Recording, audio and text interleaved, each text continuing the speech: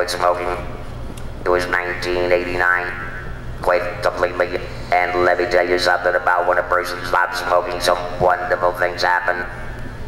Everything starts to clear up when you smoke.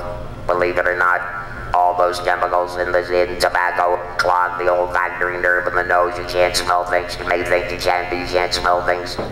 They clog the taste buds, and as a result, you can't taste food. But when a person stops smoking, when I stopped smoking, everything cleared up within days. I was able to smell things I couldn't smell before, not for a long time. I was able to taste food again. I felt great, and I went 2 years without a cigarette. And then I came down with what I thought was laryngitis. No big deal, I had had laryngitis before. We all get laryngitis every once in a while. Goes on for a day or two, maybe 3 days, maybe a week on the outside. Well, a week went by, nothing happened. And I did the tea, the honey, and the lemon, and all that jazz. Still nothing happened. 2 weeks went by. Well, my voice at that point was down to a whisper. I couldn't be on the air anymore. I had to take myself off the air. Finally, after 3 weeks of this nonsense going on, I decided maybe I better go see a doctor. Well, the doctor examined me using one of those optic instruments. They go up the nose, down the throat. You can see down inside where the two vocal cords are. You know, you have two vocal cords in your larynx. Your larynx is right in the middle of your throat. And he can see those two vocal cords.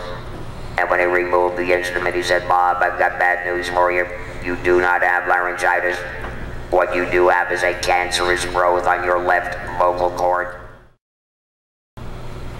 The date was May 1st, 1990. Next month will be my 19th year of having this operation called a laryngectomy, the surgical removal of my larynx, my voice box. And I got news for you, gang. For a broadcaster, that's pretty disastrous. For you, that's pretty disastrous. For anybody who loses their natural voice, that's a disaster. And I'll tell you, sitting up there at Mass Zion here in Boston for the next 10 days following the operation, recuperating and writing things because I couldn't speak. And I couldn't use one of these gadgets yet because of all the swelling, the sound wouldn't penetrate. And beating up on myself for having been so stupid to continue to smoke when I knew what the dangers were, but rationalizing I stopped smoking 2 years before. And I remember the doctor coming in, I wrote him a note. I said, "Doctor, it was my understanding that when a person stops smoking, the body will cleanse itself, return to normal." He said, "Yeah, that's true."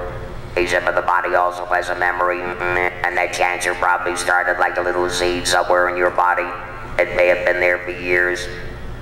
So it would have happened somewhere along the line. So I'm relegated to using this crazy gadget. This opening on me is about the size of a nickel. For medical terms, it's called a stoma, S-T-O-M-A. I breathe through this hole in my neck. I cough, I sneeze through this hole in my neck.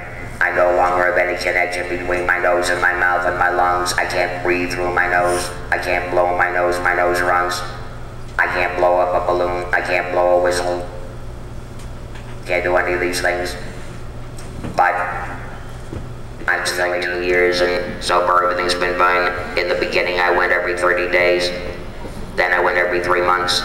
Then every 6 months. And then now I only go once a year. As far as maintenance of the opening, I do that myself constantly. And then, you know how you blow your nose into a handkerchief? Well, I blow my neck into my handkerchief. I think that's what we're done here. Alrighty, thank you all very much. It was a delight to be here.